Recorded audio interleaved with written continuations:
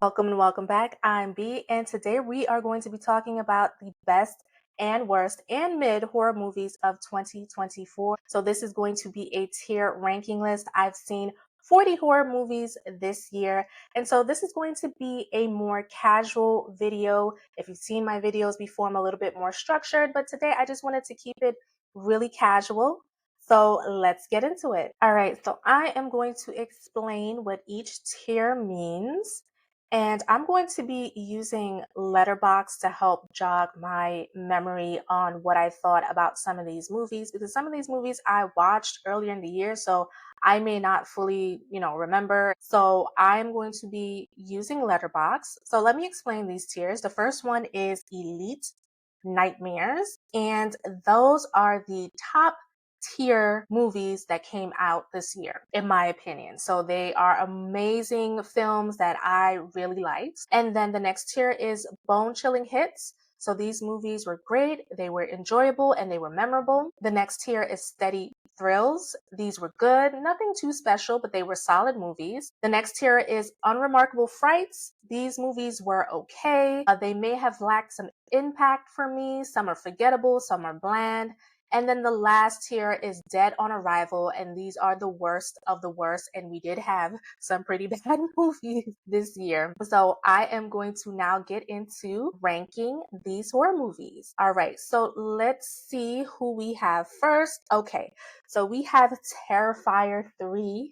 Art the Clown. So I just recently got into the Terrifier movies. I just started watching them this year. I didn't watch them before because people were saying that it was just trauma porn, and I am not a big fan of watching movies that is just pure, torture and just gore and nothing else. So I was concerned about watching these movies, but then I decided, you know what, let me try for myself. And I have to say they're not as bad as people were saying before, at least not to me. So I watched Terrifier 3 recently, and I thought it was an okay movie. It wasn't the best movie in the franchise to me. I do have to say that I love Art the Clown. I think that he is great. He's creepy, he's unsettling, he's fun. He is a really, really great villain. But the movies, lack a little something. The gore is great in the movies, and I really do like the practical effects, but I just don't think the movies are fantastic. So let me see, where am I going to put Art? Okay. So let me see. Oh, before I rank him, I just want to talk a little bit more about Terrifier 3 since I didn't do a review for him. And also, just to let you know, I do have allergies. So if I'm sniffling, you see me wiping my nose, I'm sorry. I have to. Hopefully that doesn't bother you too much. But for Terrifier 3, I will say that I like Sienna. Now, I didn't need like Terrifier to follow somebody. I know that people complain that there's not a lot of backstory or, not really a plot or a storyline with Terrifier, but I'm going to be honest, that actually didn't really bother me in the first Terrifier movie. And so when they brought Sienna in and her brother and her family in Terrifier 2, I didn't have too much of an issue, but I feel like in Terrifier 3, the story was a little convoluted, like the lore and the background of everything didn't really flow for me. I like Sienna. I think that she is personable. I think the actor who plays her does a really good job. And I call her the Sienna the Demon Slayer. So I feel like Sienna the Demon Slayer in Terrifier it's kind of corny. I'm not gonna lie, it feels kind of corny to me, but I would watch a show on Sienna the Demon Slayer. I absolutely would. So with that being said, let's see where I want to put Art, where I want to put Terrifier. So on Letterboxd, I did rate this a 2.5. And so with me, where I put people in this ranking is going to be based on the way I feel about the movie. I may put I may put a movie as a 2.5, but it'll still be in the Steady Thrills versus Unremarkable Frights. So I think that that's what I want to do with Terrifier 3. I don't think it was I don't think it was bland per se, although there were some points in that long movie where I did get a little bored, but overall, I don't think it's a bland movie. I don't think it's forgettable. So, for that reason, I am going to put Terrifier 3 in steady thrills. All right, so next up we have Afraid. Afraid. Okay. Afraid is now streaming on Netflix. Okay. So Afraid, I was interested in the premise of Afraid. And I also like John Cho. So it was nice seeing him in the movie. But Afraid was not a good movie to me at all. I feel like the dialogue was just, it felt unnatural. There was an escalation of from when they got Aya in the home. There was an escalation to, okay, I'm interested in Aya. Aya is really helpful to, oh my God, she has to get out of the home. It really wasn't a good movie to me. And I think, let me just check Letterbox real quick.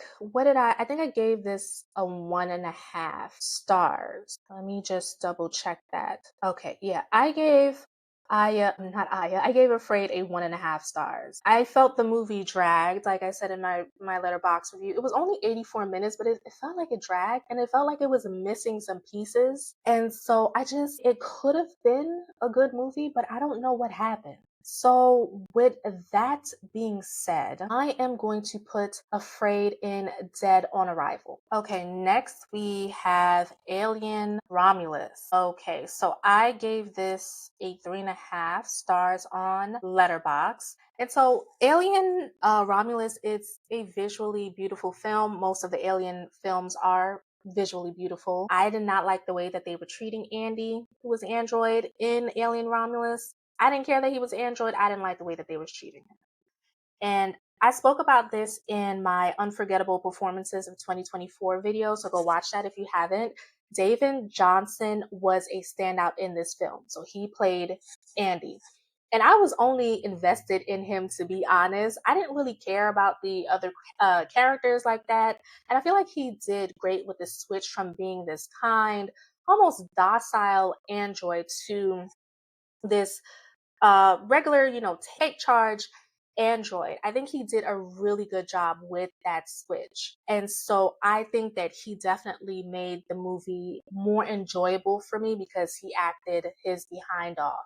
Now, I know people had some issues with the CGI of Ash Rook, um, and I didn't think the CGI was that terrible. It wasn't great, but it wasn't as horrible as I think everyone was saying. And I did like that call back to Ash Rook, to the earlier Alien films, to the first Alien film. So let's see where I want to put Alien Romulus. So it's a 3.5. It was a good movie. It was pretty solid. I think I'm going to put it in a bone chilling hits. All right, so let's see what we have next. Here is Azrael. Azrael is currently on Shudder and it stars Samara Weaving. So let me pull up what I have here on Letterboxd for Azrael. Okay, so this is not a movie that too many people have been talking about. So let me just read the synopsis. Many years after the rapture, among the survivors, some are driven to renounce their sin of speech.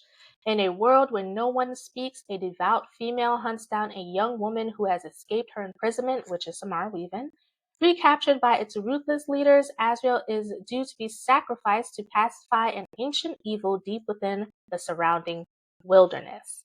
So I put that I did not completely understand what was going on, but I did like it. I had a good time watching this movie, even though I was kind of confused about some of the stuff that was happening. I feel like the gore was really good. The tension building was spot on. I wish we got more information about the creatures because they were really intriguing to me. And I think Samara Weaving did an excellent job as always. She's really becoming a scream queen. I like seeing her in horror and I look forward to seeing her in more horror.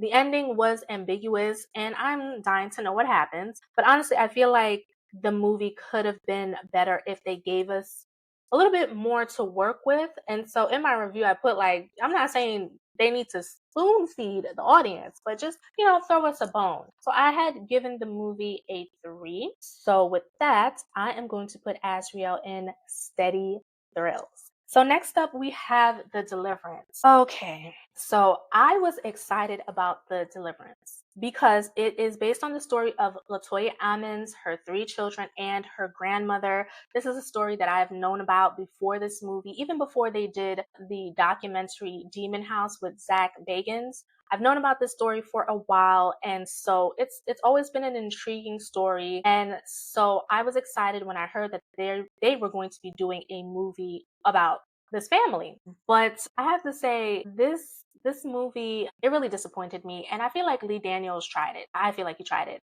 Now, I did a review about this earlier, a few months ago, and I didn't want to be too hard on Lee Daniels because this was his first horror movie, but I do feel like he tried it. I didn't like that he changed the grandmother to a white woman. The grandmother was not white.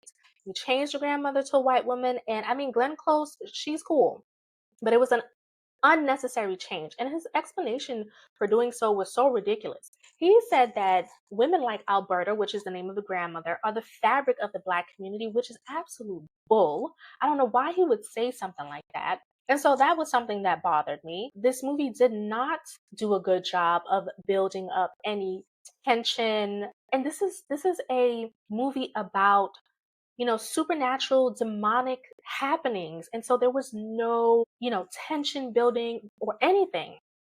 And then you have that line about I can smell your nappy. We all know the line. Now, it's an exorcism movie. I love exorcism movies, so I am aware that the demons say a lot of nasty, disrespectful stuff that is to be expected, but I didn't like that they had Glenn Close, a white woman, saying this to a Black woman, Ingenue Ellis. I just thought that it was unnecessary. The demon could have said other things that were disrespectful that wasn't that.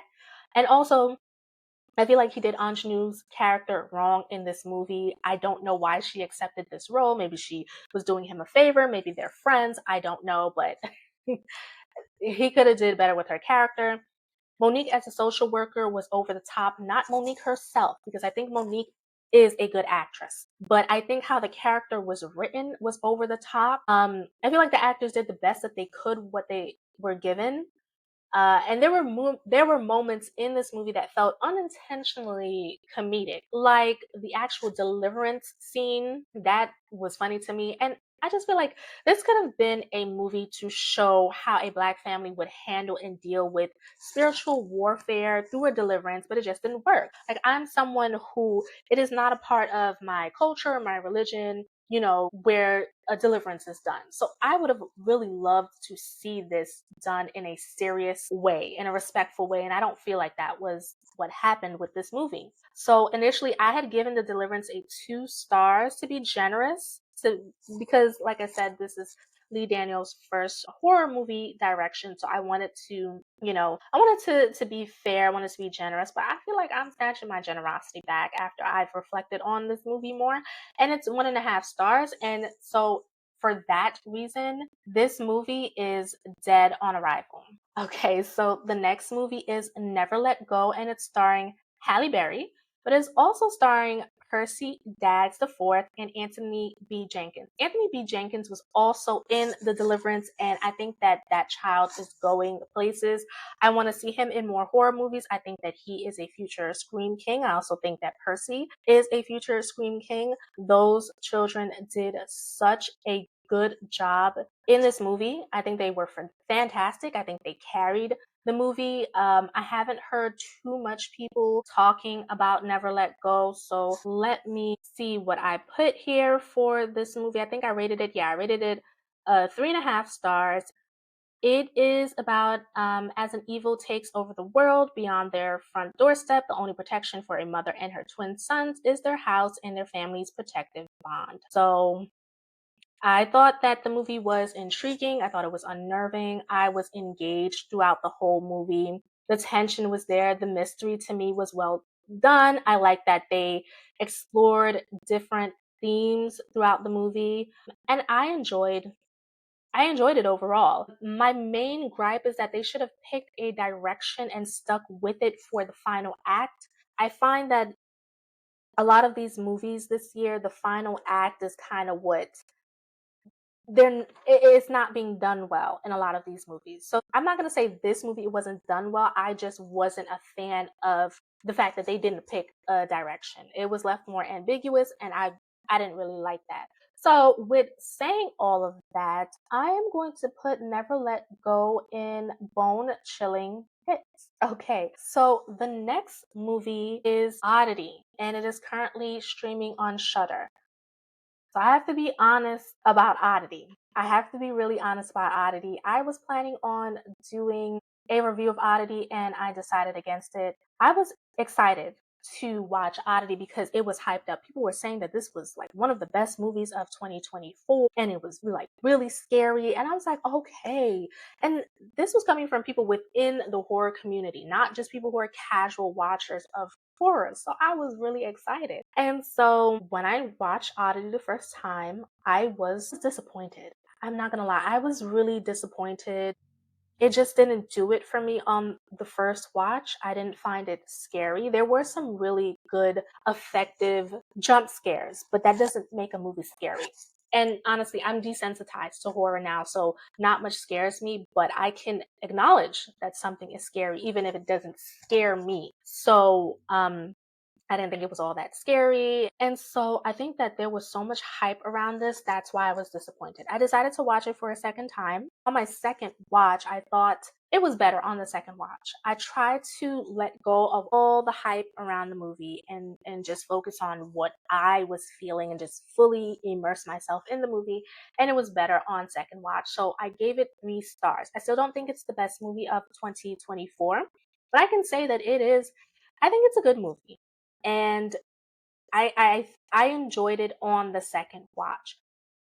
Let me see. What would I want to where would I want to put this? So initially it was Unremarkable Frights, like when I first watched it, but it's not that anymore. So I'm gonna put Oddity in Steady Thrills, and I know a lot of people are not going to agree with this.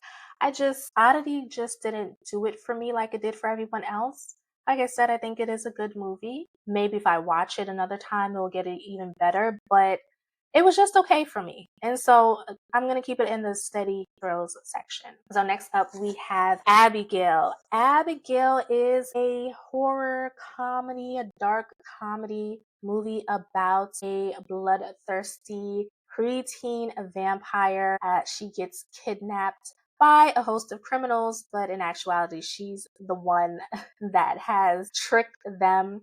And so I really enjoyed the movie Abigail. Let me just pull up to see what did I rate this movie on Letterboxd. Okay, I gave it 3.5 stars out of 5. So I enjoyed the performance of Alicia Ware. So she plays Abigail. I think she did a great job. She was fun. She pulled off being a bloodthirsty vampire really well. I loved the chemistry between the cast. I wasn't really a huge fan of, I believe his name is Angus Cloud, and he died not too long ago. So rest in peace to him. But I wasn't a huge fan of his particular character. I wasn't sad to see him go early on in the movie, but I did like the chemistry between the cast overall.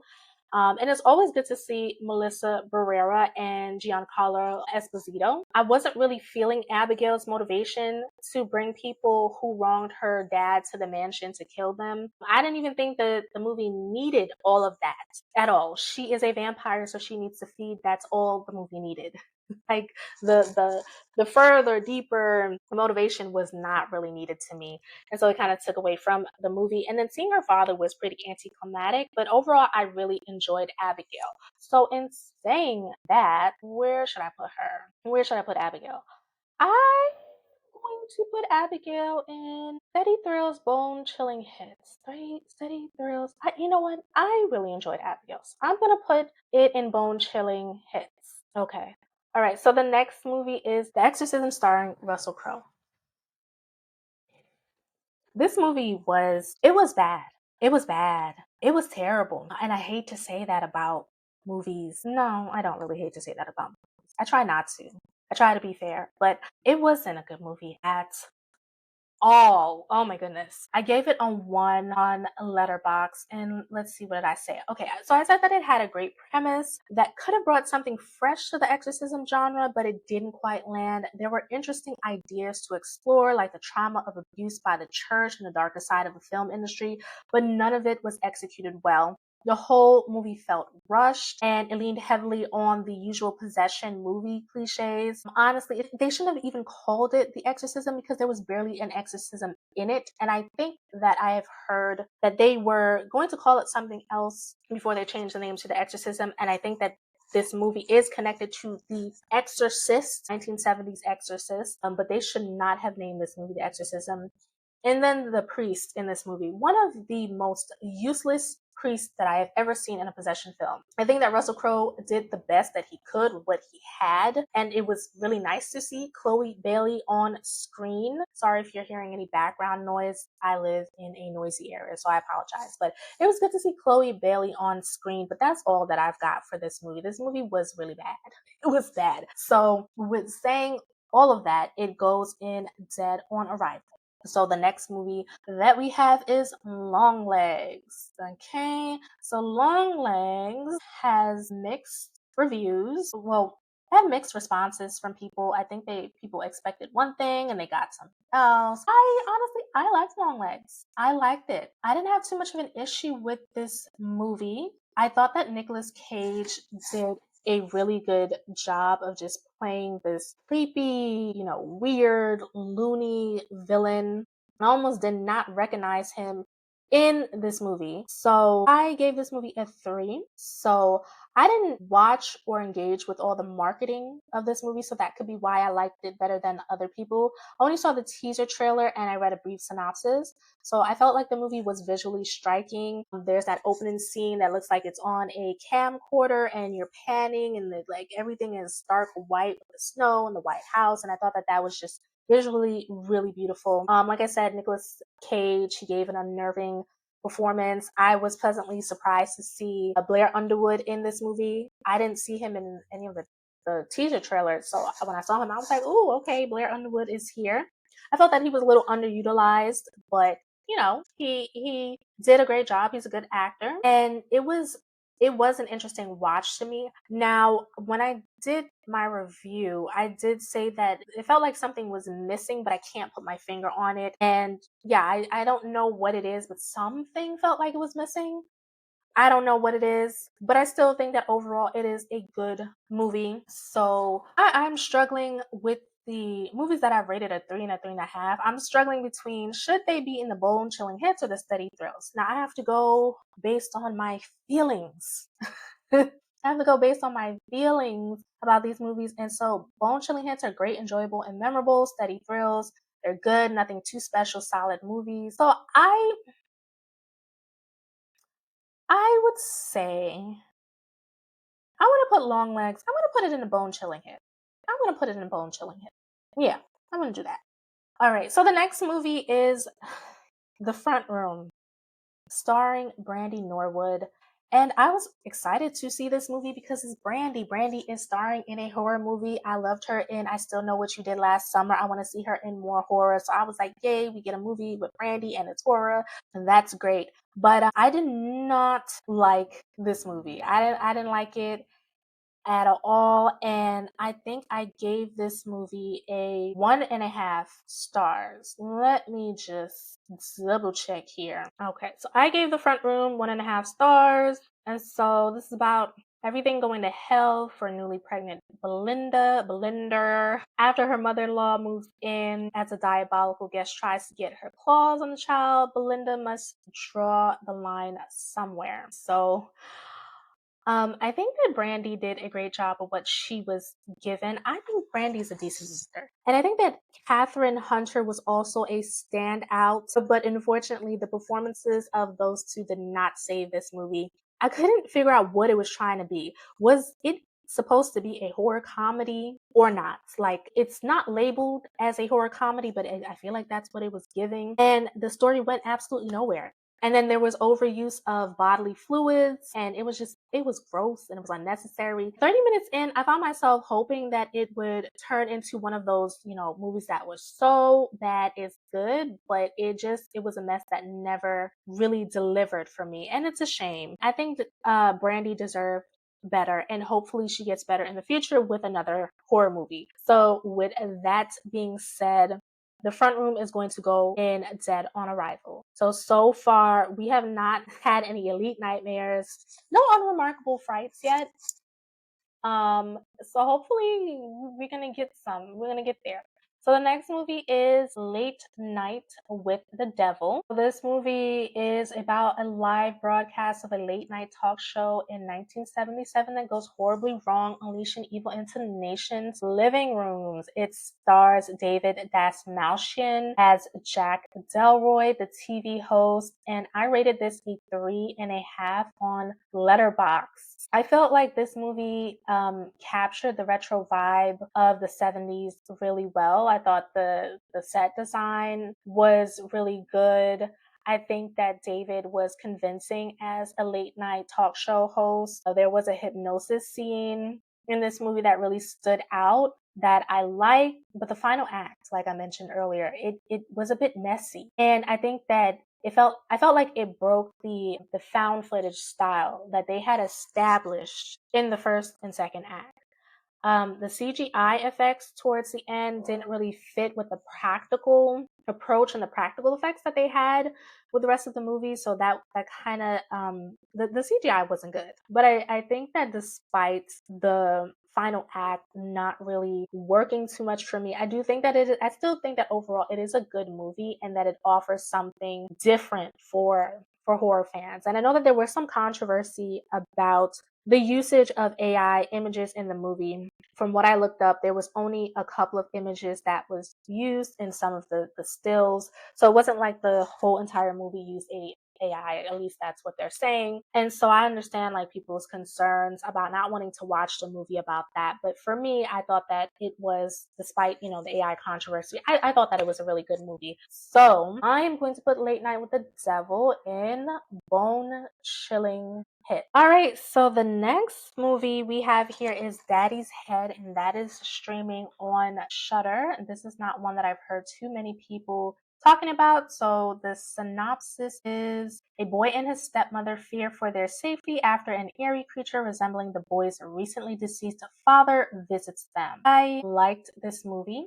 I liked how they explored the grief of the characters, and on top of processing their loss, they also had to deal with this creature, which added an extra layer of tension. The stepmother's story stood out to me. She's being thrust into single motherhood when she didn't really want kids in the first place, which was a very interesting angle. She really loved the father, so she wanted to be with him despite the fact that he had a child and she's child free. So I really like that they explored that angle. I appreciated how the movie showed her struggles with a lack of maternal instincts, as well as her guilt and inner conflict. That felt very real to me, but unfortunately, the ending, again with the ends, didn't land for me. It just felt very underwhelming after everything that came before it. So that was my review on Letterboxd, and I gave this movie 3 stars. So with saying that, I would put Daddy's Head in steady thrills. Okay, so the next movie that we have up is A Quiet Place Day One. So there were some initial mixed reviews, but the reviews seem to have skewed to more positive.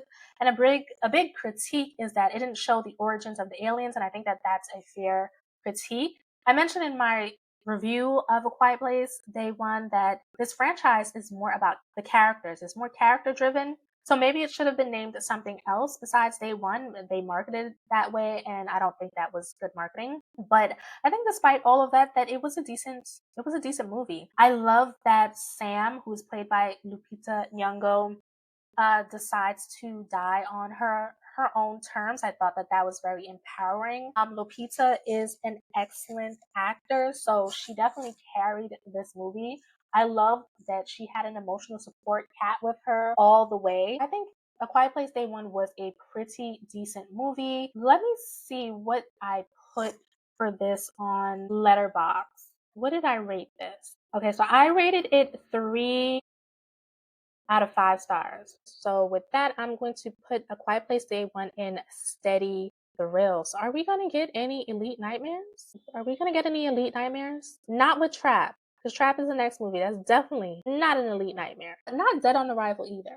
But let's talk about Trap. Trap is directed by M. Night Shyamalan, the director that y'all love to hate. I am indifferent to M. Night Shyamalan. I have said this before. I think that as a seasoned director, he has hits, he has misses, he has some movies that are mid. I think that that is normal for a director that has such an extensive career as him. I was interested in Trap. I heard the bad reviews. I thought, oh, this probably is not going to be as bad as everyone is saying, but I did not like the movie Trap at all. I rated Trap a 2 on Letterboxd. So, a father and teen daughter attend a pop concert where they realize they're at the center of a dark and sinister event. I was glad to see Josh Hartnett in this movie. I like him. Good Scream King, but yeah, it just didn't work for me. And I really wanted to like this movie. And the idea of using a concert to catch a serial killer seemed intriguing, but the execution, it left a lot to be desired. There are moments that were intended to be psychological, but it came off as very heavy-handed. The reveal involving spoiler, Cooper's wife, Rachel, felt a bit ridiculous, like especially how she jumped to the conclusion that he was the butcher with so little evidence. And so while there were fun moments, like the Kid Cudi cameo, I did like that. The overall tone of the movie just did not work for me. So that's what I put on Letterboxd. Also, this was, a big concert to showcase his daughter's music, and her music is good. I think she can sing. I know some people are like, oh, she can't sing. I think she sings fine. I think her music is good. I think she came across as a believable pop star, but then the movie started to center around her. And I was like, whoa, whoa, whoa. It's a little bit too much, and she's not that great of an actress. She tried, but she's better at singing and writing and performing. And so that also kind of just threw the movie off for me. But yeah, Trap was a disappointment. And so we got our first unremarkable fright for this list, and Trap will go there. All right, so the next movie is Apartment 7A.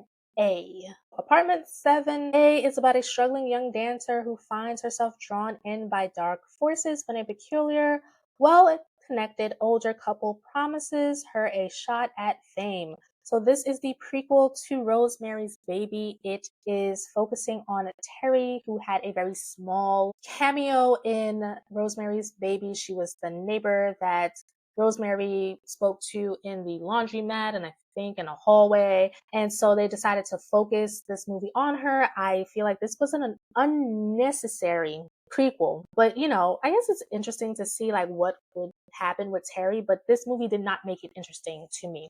This is one of those movies that I was just like, beautiful gowns, beautiful gowns. It is beautiful. It's a gorgeous movie. It was shot beautifully. The visuals look great. I feel like a lot of these movies on this list are beautiful gowns, but it fell flat for me. It lacked tension. A lot of these horror movies are lacking tension. I don't understand. It's a horror movie. Where is the tension? And the atmosphere of dread that made Rosemary's Baby a great movie, it wasn't there for this movie. So on the positive side, Julia Garner as Terry, she did a great job. And as I said, the movie was visually great. And yeah, it wasn't it was an unnecessary prequel. It didn't need to be made. With that being said, I did rate this a 2.5 stars on Letterboxd out of 5, but I'm going to put this in the unremarkable frights part of this tier list. I think that fits perfectly. And now we're going to move on to Lisa Frankenstein. All right, so Lisa Frankenstein is a horror comedy, and it's starring Catherine Newton. So Catherine Newton was in 2 horror movies this year. I think the first one or the other one was Abigail, and We also have Lisa Frankenstein here. So in 1989, a misunderstood teenager has a high school crush who just happens to be a handsome corpse. After a set of playfully horrific circumstances bring him back to life, the two embark on a murderous journey to find love, happiness, and a few missing body parts along the way. I enjoyed Lisa Frankenstein. I think that it was a fun movie. On rewatch, I didn't enjoy it as much, but I still thought it was a fun movie. And I like movies that have an 80s vibe, that are set in the 80s, so that was enjoyable. It was quirky, it was cute, it looked like the cast was having a really good time with the material. It's definitely a good movie if you want something that's light. I rated this movie a 3 on Letterboxd. So I am going to put Lisa Frankenstein in the steady thrills section of this tier list. We have no elite nightmares yet. We've been through quite a few movies and we have yet to get to any elite nightmares. Okay, so next up we have Blink Twice, that's starring Channing Tatum. And this was Zoe Kravitz's directorial debut. So when tech billionaire Slater King meets cocktail waitress Frida at his fundraising gala, he invites her to join him and his friends on a dream vacation on his private island. But despite the epic setting, beautiful people, ever-flowing champagne, and late-night dance parties, Frida can sense that there's something sinister hiding beneath the island's lush facade. Okay, so Blink Twice explores a lot of the realities of exploitation that's hidden beneath like a glamorous facade. I think this is playing into what happened with Epstein Island. And I feel like it highlights how charm can mask predatory behavior. So I did appreciate the trigger warning at the beginning and was relieved that there wasn't any explicit scenes of assault. But the film, to me, did struggle with some pacing and character depth, and it made it hard for me to connect with the victims, honestly. The party scenes, they felt kind of drawn out, and I felt like they didn't contribute as much to the story. I thought that Channing Tatum was okay as Slater. He did have some stronger moments where, especially at the end, where he was like, sorry, I'm sorry, I'm sorry. And the dynamic between Frida and Sarah was definitely a highlight, especially when they teamed up together against their abusers. So I liked how the ending captured the tough choices that the women had to face in this situation. And I feel like it was a solid directorial debut for Zoe. And I'm curious to see where she goes from here. So I gave this movie a 3 out of 5 stars on Letterboxd. So with that being said, I am going to put Blink Twice in the steady thrills section. It seems like for me, most of these horror movies were steady thrills. So, they were good. Nothing too special, but, good enough.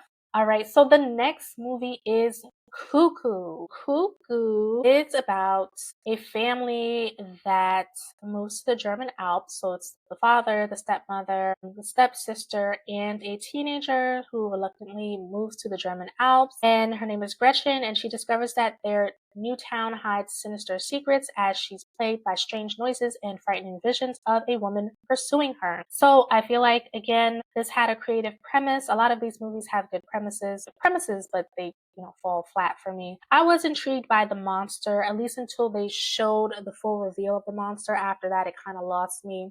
I feel like it had a lot of potential, but in the end, this movie it didn't click for me. I know a lot of people enjoyed this movie, but it was just okay for me. I gave it 2 out of 5 stars on Letterboxd. So I'm going to put Cuckoo in the unremarkable frights section. Okay, next up is Speak No Evil, starring James McAvoy. All right, so Speak No Evil is a remake of I believe it's a Danish film, Speak No Evil in 22. I watched both of them, and I'm going to be honest. I know that the consensus is that the 2022 Danish version is better, but I actually like the 2024 American version better. I prefer it. The original to me, I'm gonna be honest, I was kind of bored with the original. So, Speak No Evil is when an American family is invited to spend the weekend at the idyllic country estate of a charming British family they befriended on vacation. What begins as a dream holiday soon wraps into a snarled psychological nightmare. This movie definitely takes its time. I thought sometimes it took a little bit too much time. I was like, can we get to it? But it definitely did a good job in making me feel tense and uncomfortable. I feel like the children, both children, the boy and the girl, they did what needed to be done. And I really liked the action towards the end. The father in this movie was so incredibly passive, and it seems like he had that passive personality even before like everything happened. So I believe that with this premise, the wife was having an emotional affair with someone and he found out about it, and then he had some issues with his job, I believe. So I think all of that kind of just piled on it and made him just less confident in himself. But like I said, I believe that he was a passive person prior to all of this happening. Those things only made it worse.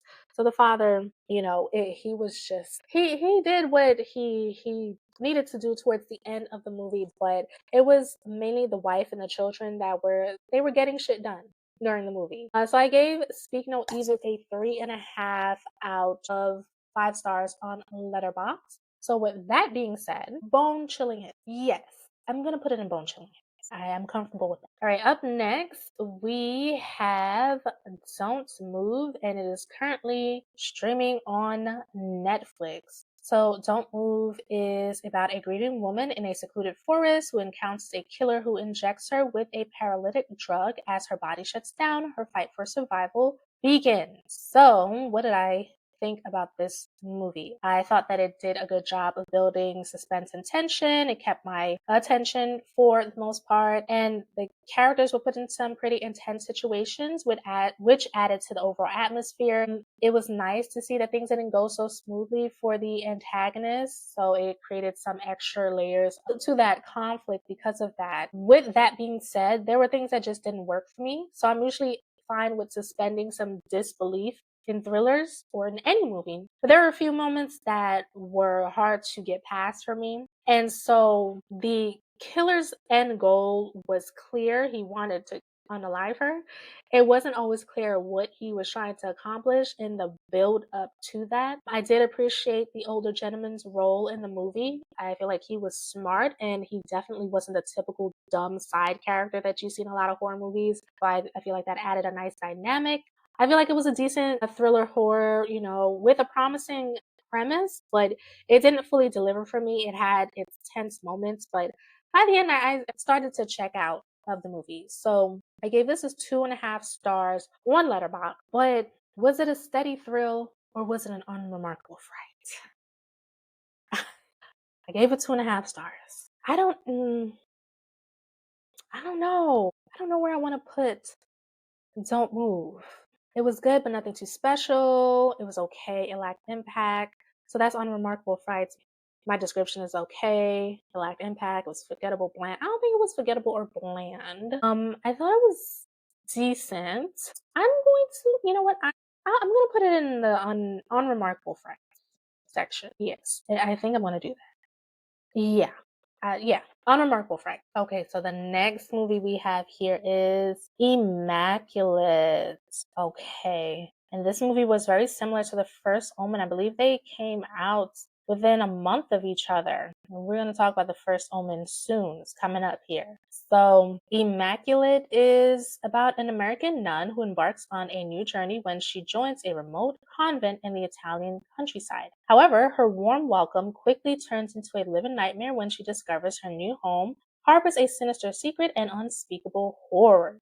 So I thought that this was a decent movie with a different angle on the typical nun story, which I appreciated. This movie didn't have any supernatural elements in it or much supernatural elements. And normally when we have these types of stories, there's a supernatural aspect in it, like the First Omen, but it didn't have that. So I thought that that was really interesting. Now, this movie had a lot of jump scares. Not a lot, but it had jump scares that were just so unnecessary and annoying. They had a scene where the crow flies into the damn door, the window, and I'm just like, please stop. Please stop doing this in horror movies. I can't take it. I hate it.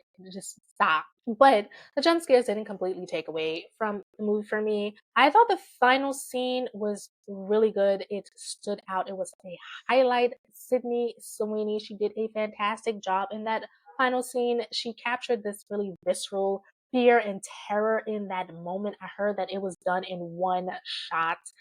And at the ending, spoiler, I was actually surprised that she unalived her baby. It seemed like the baby might have been deformed or something like that. So I was really surprised that they went there in her unaliving the baby. I was not expecting that. And so I thought that that really, elevated the film. I gave it 3 stars. So in saying that, I am going to put Immaculate in the steady thrills section. Okay. Here we have Hold Your Breath, which stars Sarah Paulson. I like Sarah Paulson as a scream queen. I think she's a great actress. And this movie is on Hulu. So, in 1930s Oklahoma, amid the region's horrific dust storms, a woman is convinced that a sinister presence is threatening her family.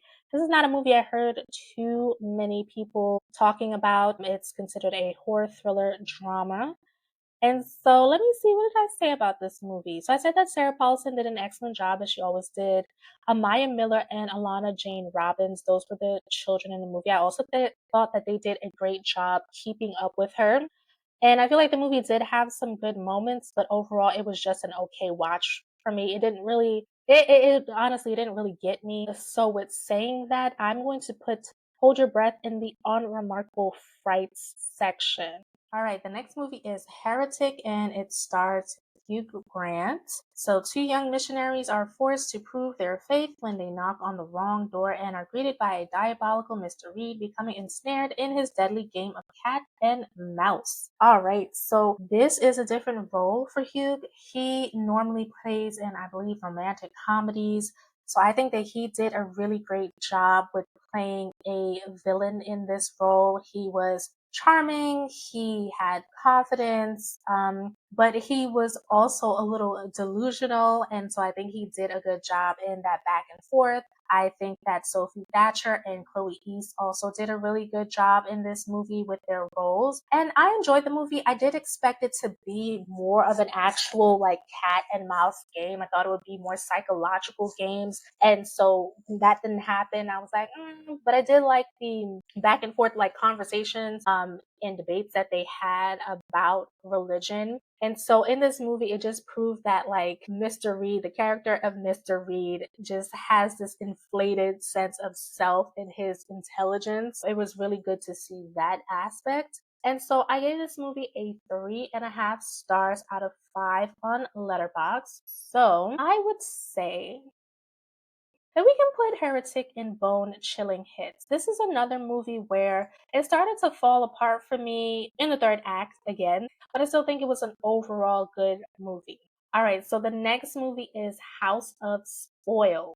I think House of Spoils is a Amazon Prime original. This also was a movie I didn't hear too much people talking about. It's about an ambitious chef who opens a restaurant on a remote estate where she battles kitchen chaos, crushing self-doubts, and a haunting presence who threatens to sabotage her at every turn. This movie, I really wanted to like it, but it just felt really underdeveloped to me, and it left me wondering what was the point. I feel like the premise was intriguing, like with a lot of these movies. And I like that there was a focus on the culinary, like ambition and horror and how that comes together, but it just didn't come together for me. I was disappointed. I mean, the protagonist, if you could even call her that, I mean, she was cute, but this movie just didn't do anything for me. And so I gave it a 1.5 stars on Letterboxd. And so this movie is dead on arrival for me. All right, the next movie is The First Omen, and it stars Nell Tiger Free. When a young American woman is sent to Rome to begin a life of service to the church, she encounters a darkness that causes her to question her own fate and uncovers a terrifying conspiracy that hopes to bring about the birth of Incarnate. So this is a prequel to The Omen, and this was also an unnecessary prequel. However, unlike Apartment 7A, I actually liked this movie and I thought that it was actually really great. And even though it was unnecessary, I feel like it added some stuff to the movie of The Omen and to the franchise. Now, I know some people were a little upset or a little bothered, maybe not upset, bothered about some things being retconned. So this is, spoiler, that instead of the jackal being Damien's mother, like in the Omen movie and the book, the mother to Damien is Margaret. So, some people didn't like that, but And I understand, but technically not technically, Margaret is half jackal, half human, so it didn't fully change the lore of the Omen, but I can see why some people would be annoyed by that. Um,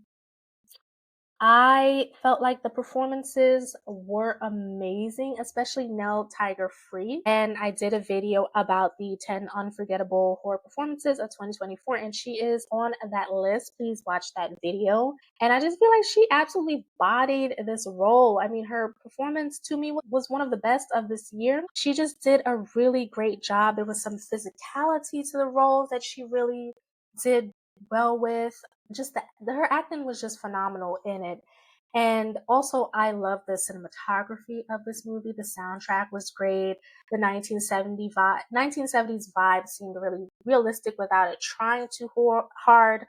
Um, and so I really enjoyed this movie on rewatch. Like every time I rewatch it, I think that it gets better and better every time I rewatch it. And so I gave this movie a 4 out of 5 stars on Letterboxd. So I think that this is going to be our first Elite Nightmares movie. So I am going to put this here in Elite Nightmares. I just thought it was a really, really great movie. It definitely, absolutely grew on me. It is my top movie of 2024. Okay, so the next movie is Tarot.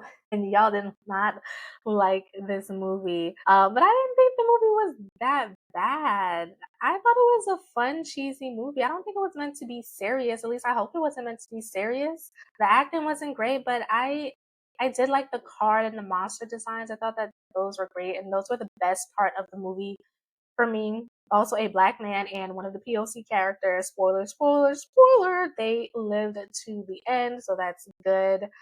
There was just certain things in the movie that was just silly, didn't work for me. Oh, and the synopsis is when a group of friends recklessly violate the sacred rule of tarot readings, they unknowingly unleash an unspeakable evil trapped within the cursed cards. One by one, they come face to face with fate and end up in a race against death. So yeah, this was a fun. It was a cheesy movie. I didn't take it too seriously. I did rate it a 2.5 out of 5. Now, whether it should go in the unremarkable frights or the steady thrills, even though I had fun with this movie, I'm gonna put it in the unremarkable frights. Okay, so the next movie is it's in a violent nature. Boy, okay. So this was another movie that just did not do it for me. So the synopsis is the enigmatic resurrection, rampage, and retribution of an undead monster in a remote wilderness unleashes an iconic new thriller after a locket is removed from a collapsed fire tower that entombed its rotten corpse. And what did I say for Letterboxd? I said, let me find something positive to say about this one. So I did like the concept of showing things from the killer's perspective. This is not like showing the whole movie from the killer perspective isn't something that's been done before, I don't think. We've seen killers' perspectives before, but not like this. This wasn't the whole entire movie, but it was most of it. And I feel like the sound design was great. It was definitely giving ASMR. The kills were standard slasher stuff. I know people were saying, oh, the kills are really great. I'm just like, it seemed pretty standard to me, except for the yoga girl. That kill was something different that I've never seen before. And the ending, I'll say the ending was refreshing because spoiler, it was different. Like you kept feeling like something was going to happen to that last girl in the car, but nothing actually happened. She actually got away. So I found that to be refreshing. But by the time we got to that point, I really didn't care about what the hell was going on in this movie. I was bored. I was so bored with this movie. So with that being said, this movie goes in dead on a rival. All right, so next up we have MaXXXine starring Mia Goth, and as we know, she is a star. I know that MaXXXine is also a movie that people didn't like as much. People like this least in the franchise. Personally, I liked it. I don't think it was a great movie, but I thought it was a decent movie, and I actually prefer this over X. I know, but I prefer it over X. Pearl is number one to me, MaXXXine, and then X. So I think Mia Goth, she did, the best that she could with what she was given. The reveal about, who the stalker killer was, it didn't really work for me, but I didn't think that it was a bad movie overall. And let me see, what did I put as my rating for this movie? So I rated it a 3 out of 5. Okay. Okay. So yeah, I don't think I mentioned this. I love the 80s aesthetic of the movie. It's right up my alley visually. Another thing, the Night Stalker, please stop. Stop putting the Night Stalker in these horror movies. It's unnecessary. It was unnecessary for this movie. I understand it's LA in the 1980s, but it's so overdone now. I need you, I just, please, we don't need the Night Stalker in these movies and in these shows. But overall, I did think it was a decent movie, which is why I gave it a 3 out of 5. So with that being said, I'm going to put MaXXXine in the steady thrills section. All right, next up we have Mr. Crocket. Now, Mr. Crocket got some mixed reviews, and I'm gonna go up for Mr. Crocket, okay? One, because this was made from a Black filmmaker, director. I believe he also wrote it or co-wrote it. His name is Brandon Espy, and I think that in his first full film, he did a really great job. And so I'm not going to be too hard on Mr. Crocket. Was it a perfect movie? No, but none of these movies are perfect. And I think that Elvis Nolasco, who plays Mr. Crocket, he did a fantastic job of playing someone who's creepy, who's unsettling. So he's a children's show host, and he is snatching up these children who come from these broken homes. And so I wasn't really mad at him doing that, except for the main character. I don't think that Major necessarily needed to be snatched up because his mom was doing the best that she could in the situation. She did say, I don't want to be your mom anymore out of frustration, but she was trying. She wasn't as bad as all these other parents, so I don't know that Major deserved to be snatched up. And Mr. Crockett thought that he was doing something, but it was for his own, his own needs. But I really enjoy Elvis Nolasco's performance. I think that his performance really elevated the movie, and I want to see him in more horror movies. He was also in Carved, that came out this year. It's on this list. I'm going to talk about that. But I think that he is a really phenomenal actor. I've met him before. He is a very kind person from what I've seen when I met him. And I want to see him in more horror movies. I want Mr. Crocket to have his own franchise because I've said this before and I'm going to keep saying it. Jason, Freddy, Michael, they have their own franchises. Some of the movies aren't good. Some of them are good. So why can't Mr. Crocket have a franchise? I feel like his story isn't done. And so hopefully this is something that can come to fruition, that the Mr. Crocket story becomes a franchise. So if you can't tell, I really enjoyed this movie. I graded it on a curve. I don't care. I gave it a 4 out of 5 stars. It will go in the Elite Nightmare section. All right. So the next movie on this list is Night Swim. The synopsis for it is: forced into early retirement by a degenerative illness, former baseball player Ray Waller moves into a new house with his wife and 2 children. He hopes that the backyard swimming pool will be fun for the kids and provide physical therapy for himself. However, a dark secret from the home's past soon unleashes a malevolent force that drags the family into the depths of inescapable terror. And y'all did not like this movie. It has, I'm looking at Letterboxd right now, it has the 1.7 stars on Letterboxd. I understand why y'all didn't like this movie. I really like the concept of the movie. The idea of having a haunted pool was really intriguing to me. Some of the underwater visuals were really well done. And surprisingly, I found myself more interested in the family's story than the actual horror elements.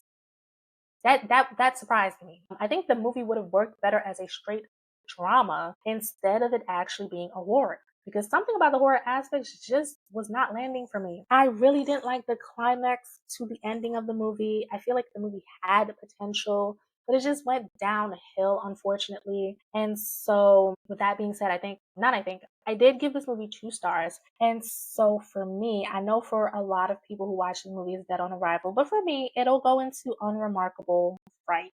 The next movie on this list is Smile 2. I feel like this is one of the bigger movies that came out this year. And so let me pull up my Letterboxd on Smile 2 So, about to embark on a new world tour, global pop sensation Sky Riley begins experiencing increasingly terrifying and inexplicable events. Overwhelmed by the escalating horrors and the pressures of fame, Sky is forced to face her dark past to regain control of her life before it spirals out of control. So, I've seen a lot of people say that they prefer Smile 2 to Smile 1, and I actually agree. I wasn't a huge fan of Smile 1. I do like Smile 2, and it has actually grown on me once I've re-watched it. So I feel like it stepped it up compared to the first movie. And when I first watched it, I thought it was just okay, but then when I watched it again and was able to really process the movie, I came to appreciate it as a solid sequel that stands out from the original. Naomi Scott is amazing in the lead, and I feel like she absolutely is what made this movie better. And I think that the rest of the cast does a great job too. The cinematography and the music, it built tension really well. It made everything feel extra unsettling. There were definitely some scenes though that could have been cut down because it didn't need to be over 2 hours. I'm not really sure why a lot of these movies are like starting to be over 2 hours. It's unnecessary. Like some things need to be cut out. But also, was there a Voss sponsorship for this movie? Because the way that she was chugging down the water in almost every scene, I was just like, okay. But overall, I really enjoyed this movie. I don't know if I want to say it's my top movie, one of my top movies of 2024. I don't know. I don't know if I want to say that. But and also, is it elite nightmares or bone chilling? I'm gonna say it's a bone chilling hit. It's not an elite nightmare, but it is definitely a bone chilling hit. Yes. Now Naomi's performance, elite nightmares, but the movie is bone chilling. All right. So the next movie that we have here is Salem's Lot adaptation. Can you speak, Bianca? Of Stephen King's novel of the same name. I read the novel a while ago. I think for me, I also watched the TV movie of Salem's Lot, and I couldn't help but compare the two. And I know that's not fair, but I just couldn't help but compare the two. And so Salem's Lot, this one, which is currently streaming on Max, I wasn't a huge fan of it. I don't think it's a terrible movie, but it didn't do it for me. So, author Ben Mears returns to his childhood home of Jerusalem's Lot only to discover his hometown is being preyed upon by a bloodthirsty vampire. So, what did I put here? So, I was underwhelmed with this movie. There was no character development whatsoever at all, which left the movie feeling flat to me. It did remind me of Goosebumps or a Disney Halloween movie, which isn't necessarily a bad thing, but it was not what I was expecting for this movie. And I feel like they had so much material to work with from the book. And this could have been better suited as a limited TV series. I think that they should have done this as a limited TV series. I think it would have came across better. Now, I have to say that the child, I'm forgetting his name. I'm forgetting his name right now, but he was black in this one. And as he did in the book and in the Salem's Lot TV movie that came out in the 70s, I love that character. He did what needed to be done. I like children that do what needs to be done. And he did that. The only thing with him is that, there was, spoiler, his parents dies and there was not really much emotion from him. And I think that was just because of the direction, probably how they directed him. And, the visuals, they were okay. And the vampire, why am I forgetting the vampire's name? Okay, I had to look up the vampire's name. I don't know why I kept forgetting his name. Barlow. That vampire design, I didn't like it. Barlow's design in the 1970s Salem's Lot was much scarier than that. I didn't like it. And then there wasn't much chemistry between the actors who play Ben Mears and Susan Norton. I didn't really believe it. There was something a little bit off about Alfre Woodard's character, Dr. Cody. I couldn't put my finger on it. And I love Alfre Woodard, so I don't think it was her. It was just something off about her character. I did like Matt Burke.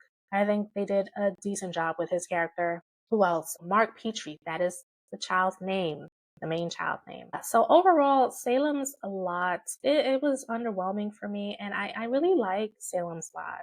I gave it a 2.5 stars on Letterboxd. So with that being said, Salem's Lot is going to go into the unremarkable frights section. Sorry.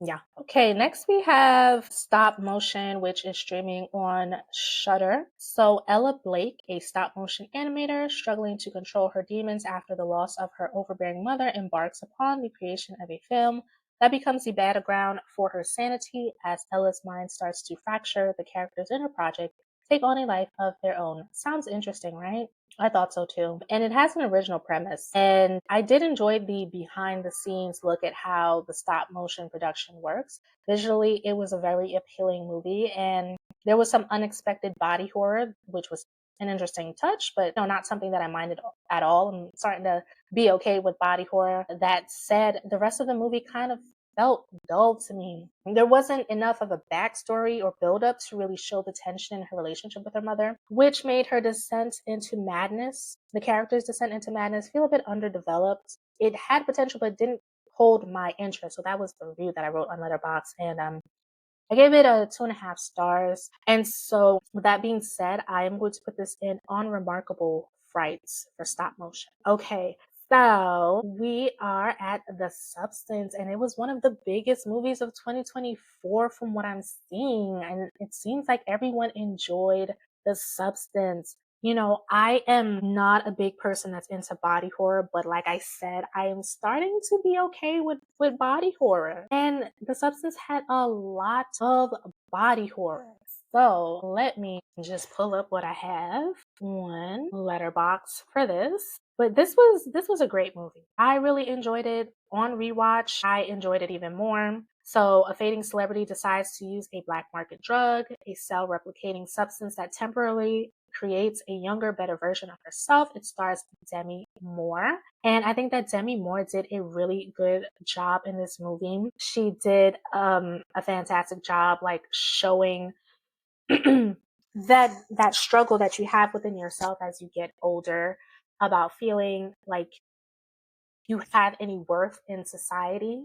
So I think that she gave an excellent performance with that. And I also want to just, shout out Margaret, what is her name? Margaret Qualley. She held her own in the movie. Everyone's talking about Demi Moore, but I think that she deserves to be recognized too because she also did a good job in the movie. So it was unsettling. It explores aging, beauty, self-destruction, and it has a lot of disturbing body horror, and it shows the consequences of society's obsession with perfection. It was a very engaging movie. There was some parts like when they did close-ups of Dan Quayle's mouth. Disgusting. Hated it. It was uncomfortable. Which means the movie was doing its job. I feel like it was body horror done right. It had great visuals, special effects. I initially had rated this movie a 3.5 because the ending, like the last 30 minutes, went way off the rails, and I was just like, I don't, I don't know about this. However, after sitting on it, processing, reflecting, and watching the movie again, I'm not mad with the last 30 minutes. It is very over the top, but I think that it's still a fantastic movie. So I bumped the rating up to a 4, and I think that it's one of my favorite movies of 2024. So we got another Elite Nightmares finally. So we have 3 so far. So The Substance is an Elite Nightmare. So we have The First Omen, Mr. Crocket, and The Substance that tracks because those are 3 movies that I've been saying have been my top movies for the year. And then the next movie is Arcadian. So Arcadian also stars Nicolas Cage. So Nicolas Cage was in Longlegs. I think he was he in another movie, another horror, in 2024. I'm not sure, but he was definitely in Longlegs, and he was in Arcadian. So Arcadian is about in the near future on a decimated Earth. Paul and his twin sons face terror at night when ferocious creatures awaken. When Paul is nearly killed, the boys come up with a plan for survival, using everything their father taught them to keep them alive or keep him alive. So what did I say for this movie? This movie was pretty forgettable. So I guess you know where I'm going to put this. So I said that I'm always down for a post-apocalyptic horror, but this one was just okay. The story didn't grab me, and I couldn't connect with the characters. It was hard to care about what happened to them. I like the little glimpses of the creature early on. They had me intrigued, but once the full design was revealed, it was kind of a letdown. Overall, this movie is not terrible, but it wasn't good either. So I gave this a 2.5, and it's going to go into the unremarkable frights section because it was unremarkable. All right. So the next movie is Beetlejuice Beetlejuice. Yes, it is a horror. It is a horror comedy that is a subgenre of horror. I know some people get a little funny about the subgenres, but it is considered a horror. Beetlejuice was cute. You know, there's nothing special about it. It was cute. There were some stories that they started, but they didn't really fully finish. I didn't think it was a bad movie. It was decent. What did I rate Beetlejuice? Okay, I actually gave it a 3. Okay. I gave it 3 stars. I enjoyed it. It was nice seeing Jenna Ortega. I like her. She is an emerging scream queen. Winona Ryder, her character was okay. Yeah, this was a decent movie. Nothing too special about it, but I don't think it was unremarkable. I won't put it in the unremarkable fright section. I'll put it in the steady thrills section. And then the next movie that we have, we're coming down to the final 3. Next movie that we have is VHS Beyond. That is also streaming on Shudder. I am not a big fan of the VHS franchise. I've tried to watch some of them and they just don't really do it for me. I don't know why. I'm not really sure. And VHS Beyond was the same. It was just okay. There were certain stories that I liked better. Live and Let Dive was, I think, my favorite one. It was about a man, I think he was turning 30, and he decided to go skydiving with his friends. While he's in the air, there's an alien invasion that causes their plane to crash, and the aliens are attacking them. So I thought that was pretty good. And I think the first one, I don't remember the name of the first story, but it definitely was action packed, and it reminded me of a video game. So that did keep my attention. All of them have a wraparound story, and this was with documentarians. I think that's what they're called.